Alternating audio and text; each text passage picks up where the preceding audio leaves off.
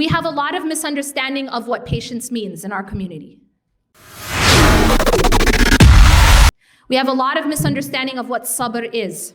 And I want to explain this in this way. I talked about tests in this life.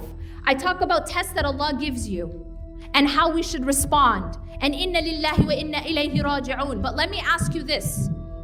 What if your house is on fire? And why do I mention this? Because sometimes we have a misunderstanding of patience, and it goes like this. We are in the middle of a burning house. We look at the fire and we go back to sleep and say, I have so much sabr. And if you didn't catch the analogy, I'll make it really crystal clear. When we are in abusive relationships, abusive homes, toxic environments, things that we must take action about, we go back to sleep and call it sabr. And that's a problem. And that is unfortunately celebrated. MashaAllah, look at her sabr. She stood in a burning house for 20 years. And she was so patient, she didn't get out of that house. This is not sabr. This is toxic. This is not Islam. Because I don't look at the fire in my house and say, oh, this is my test. This is from Allah. I'm not going to do anything. If your house is on fire, you have a responsibility. Am I right? What's your responsibility if your house is on fire? Well, number one, you have a responsibility to yourself. And number two, you have a responsibility to your children. You with me? Because the house is on fire. And so if the house is on fire, Allah subhanahu wa ta'ala will ask you, what did you do about the fire? And you can say, Allah, I called the fire department. I got a fire extinguisher. I tried to put out the fire.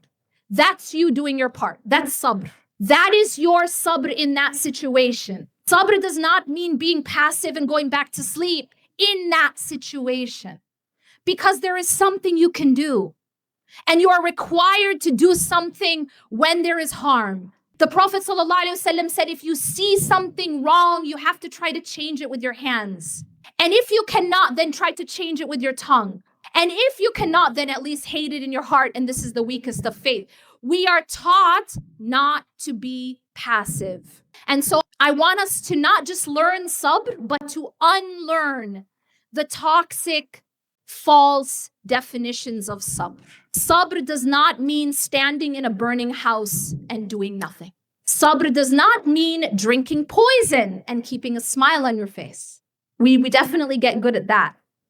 I tell my audiences, I met a girl who actually said, my mother told me that I should be able to drink poison and keep a smile on my face.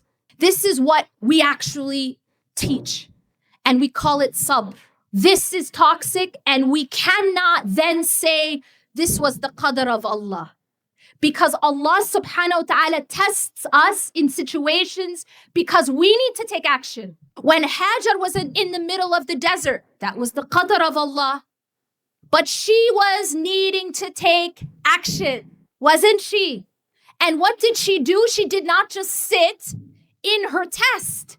And she did not just go to sleep. And she did not just sit passively and say, this is my test. I will wait here until I get saved. She got up and she ran between Safa and Marwa. And she didn't just do it once or twice, 7 times. And this action that she did is called sa'i. Can someone tell me what sa'i means in the Arabic language? Striving. You get it? You're making the connection. She had to strive. Yes, she was in the middle of the desert, but her obligation was to strive. Her obligation in that test. And do you think she didn't have sabr? You think she didn't have tawakkul? She had all of that more than us.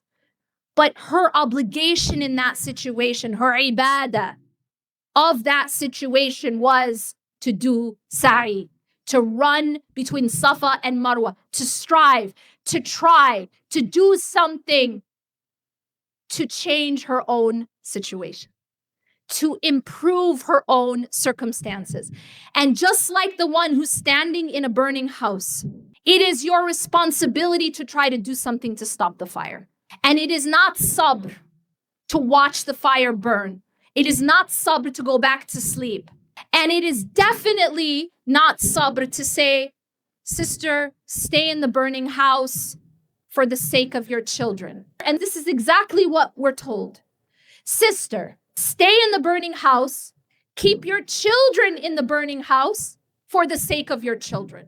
And I think you can hear why that makes no rational sense. How can you keep children in a burning house for the sake of children? Who's going to burn in that house? Those children. So the first thing we have to do if a house is on fire is try to stop the fire. We need to take action, and we need as a community to take action when we know that there is a family inside a burning house. It's our responsibility to take action and to support that family to stop the fire. Or, and this is where I want to ask you a question. Suppose you've tried everything to stop the fire. Are you with me? Suppose you've tried everything to stop the fire. You've gotten people involved. You went and you got mediators. You went and you got counselors. You went and you got family members involved. You're trying to save the home. But imagine that the fire continues. Now, what do? Run, don't walk. It's really not rocket science. Run, don't walk out of a burning house. But unfortunately, we have to keep saying this because unfortunately, we still have totally un-Islamic cultures that teach that you should stay in a burning house and keep your children in a burning house, and then we call it sabr. And that is absolutely wrong, and it is absolute dhulm. That is oppression. And I have seen it again and again and again. And we have to stop doing that. We have to remember that we reject any culture or aspect of culture that contradicts Islam. Whether that culture is Western culture or that culture is Eastern culture. Because any culture that tells you that it is sabr to stay in a burning house, that's not Islam. That is toxic culture.